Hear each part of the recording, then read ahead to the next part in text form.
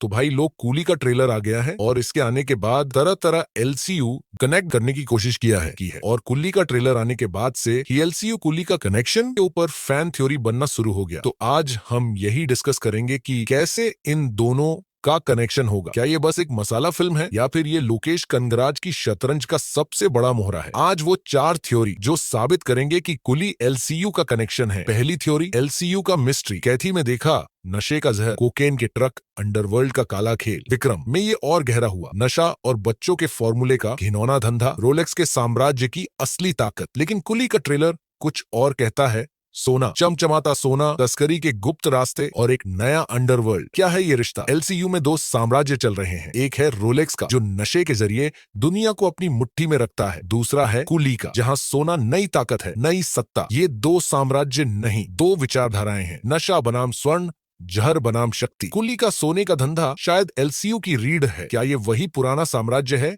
जिसने रोलेक्स के नशे के धंधे को जन्म दिया, या फिर ये एक नया रिबेलियन है जो रोलेक्स के खिलाफ खड़ा हो रहा है? जब सोना और नशा टकराएंगे तब एलसीयू में एक महायुद्ध शुरू होगा। दूसरी थ्योरी, कुली के ट्रेलर में वो सुनहरी घड़ी वो कोई साधारण चीज नहीं है, ये एक गहरा संकेत है, समय को काबू करने का, तकदीर को मोड़ने का। एलसीयू में समय हमेशा निर्णायक रहा है। कैथी की एक रात की जंग, विक्रम का सटीक हमला और रोलेक्स का एक पल में खेल पलट देना। अब सवाल ये है कि ये घड़ी क्या है? ये घड़ी शायद कुली को एलसीयू का समय का स्वामी बनाती है। एक ऐसा इंसान जो समय के साथ खेलता है, जो अतीत, वर्तमान और भविष्य को जोड़ता है। क्या ये घड़ी किसी बड़े रहस्य का ताला खोलेगी, या फिर ये एक हथियार है जो कुली के हाथों रोलेक्स के साम्राज्य को नेस्तनाबूद करेगा? अगर कुली वो पहला शख्स है जिसने एलसीयू के सारे टकराव शुरू किए, तो ये घड़ी उसकी विरासत हो सकती है जो एलसीयू की हर कहानी को एक दूसरे से जोड़ती है। समय का ये नया नियम कुली को एलसीयू का निर्माता बना सकता है। तीसरी थ्योरी, कुली और रोलेक्स की पुरानी दुश्मनी। जरा सोचो क्या होगा अगर कुली और रोलेक्स कभी एक ही गैंग में थे। दोनों तस्करी के बादशाह थे, एक नशे का, दूसरा सोने का। लेकिन एक बड़ा विश्वासघात हुआ। रोलेक्स ने अपनी सत्ता के लिए कुली को धोखा दिया और खुद बन गया अंडरवर्ल्ड का बेताज बादशाह। लेकिन अब कुली लौट रहा है बदला लेने के लिए। सवाल ये उठता है कि क्या है ये रिश्ता? कुली का ये लौटना कोई इत्तेफाक नहीं है, ये एक पुरानी दुश्मनी का हिसाब है जो शायद एलसीयू की पूरी समय रेखा को बदल दे। ट्रेलर में रजनीकांत का रौब, सोने का जुनून और वो तीखी नजर, ये सब चीख चीख कर कहता है कि कुली का रोलेक्स से गहरा रिश्ता है। शायद दोस्ती, शायद दुश्मनी। अगर कुली और रोलेक्स का अतीत एक दूसरे से जुड़ा है तो ये फिल्म एलसीयू की सबसे बड़ी मूल कहानी हो सकती है। इन दोनों का टकराव एलसीयू का भविष्य तय करेगा। अब इस थ्योरी में एक प्रॉब्लम है कि एज का कुली में देवा यानी कि रजनीकांत एज और रोलेक्स का एज में बहुत फर्क आ जाता है। चौथी थ्योरी, कुली एलसीयू का पहला बेस, रजनीकांत का ओकुली कोई साधारण कैरेक्टर नहीं है। ये शायद एलसीयू का वो पहला शख्स है